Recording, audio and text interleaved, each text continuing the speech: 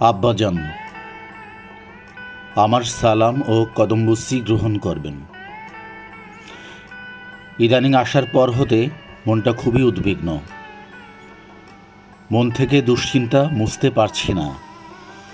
কয়েকদিন হয় একটি খবর পেলাম, আমাদের গ্রামে নাকি 2টি বাড়ি পাকবাহিনী পুড়িয়ে দিয়েছে। এরও সঠিক কোনো খবর পাচ্ছি না।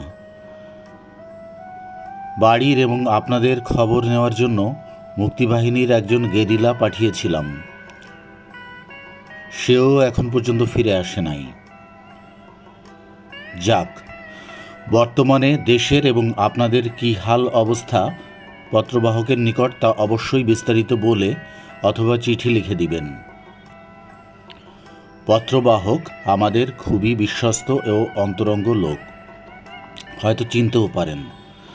তার আব্বা ঢাকার প্রোটোকল অফিসার জনাব ওবায়দুর রহমান খান। তাড়াইল থানার পুরুরা গ্রামে তার বাড়ি। তারা মেয়া চেয়ারম্যান সাহেব টাকাটা দিয়েছেন কি না জানি না। যদি দিয়ে থাকেন তবে পত্রবাহকের নিকট 1000 টাকা অবশ্যই দিয়া দিবেন।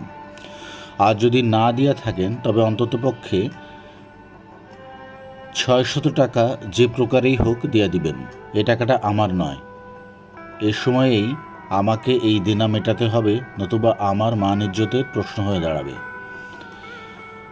আর যদি আপনি এখানে এসে কারবার করতে চান তবে বর্ডারের নিকট বাংলাদেশ সরকার একটি নতুন বাজার বসিয়েছে।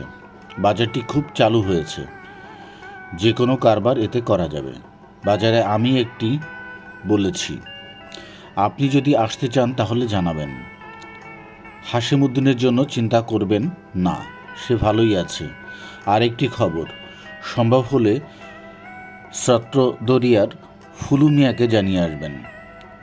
হাতরাপাড়ার একটি ছেলে, নাম নুরুল ইসলাম, পিতা আব্দুল মজিদ ও মানি হোসেন। ট্রেনিং শেষ করে আসবার পথে খাসিয়া পাহাড়ে গাড়ি উল্টে যাওয়াতে মৃত্যু হয়েছে। এখানে তাকে যথারীতি দাফন করা হয়েছে। অসমাপ্ত।